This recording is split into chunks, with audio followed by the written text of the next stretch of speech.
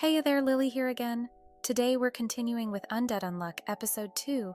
I would love it if you subscribed. Let's get right into it.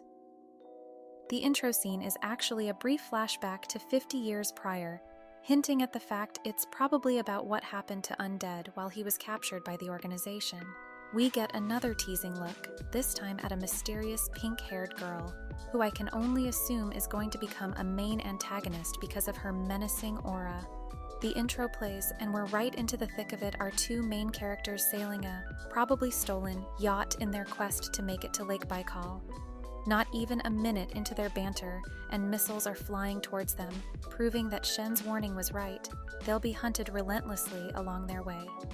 Suddenly, the freaking space station, driven by the pink-haired woman in the beginning, blasts their yacht to smithereens. The debris flies off everywhere, and Andy is of course safe, but the same can't be said for Fuko. She sinks to the bottom, unconscious, her legs caught underneath the ship, so Undead swims down to her, severs his hands, and uses the stumps as a car jack to get her from underneath the rubble. When they resurface, a spotlight is on them, and this new girl addresses them. She's in love and obsessed with Andy. I guess we should have expected a yandere character as well. What I'm curious about is how is she still around when she was the previous force field generating lady who kidnapped Undead 50 years ago. Her skincare routine must be off the charts. They might seem totally and completely cornered, but Andy has thought his way out of it, as usual. You see, he has a theory that Fuko can actually control her unluck, at least partially. It uses items around her, and when it doesn't have something with enough oomph, it drags stuff in, like meteors and lightning strikes. The more important the touch, the more disastrous the effect. Well, just when he's explaining this, Fuko realizes her bra is misplaced because Andy had to touch her chest to do CPR on her, saw them and touched them and everything. Not only that, but he also had to give her mouth to mouth. A massive explosion happens, subsequent to Andy getting punished for touching her boobs, and Undead propulses himself through the air to get them in the cockpit of the plane. But the plane self-destructs in 10 seconds anyway, so they're back to square one. They make it to Lake Baikal, and it's absolutely gorgeous. Fuko has never been abroad, so this is a treat for her. Andy says he needs to find some of his friends from Russia and probably hunt down the member of the Union. To me, it seems that he's trying to ditch her to deal with stuff himself.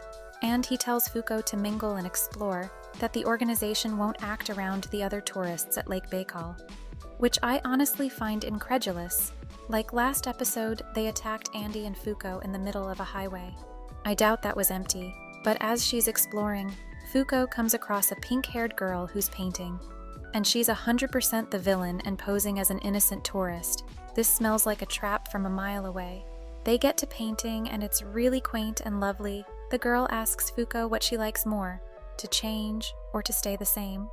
The paintings are done now, and in her naivete, Fuko says that the moon looks lonely and needed some friends, so she drew them, not knowing that stars actually exist. She's never been to school, not in her predicament.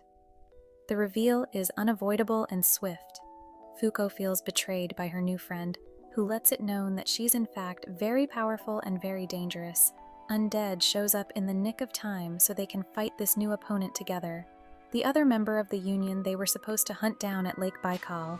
Andy knows her and implies she's a lot older than she lets on, covering with makeup, and she's probably well over 50 or even 60 if she truly was the one that captured him the last time.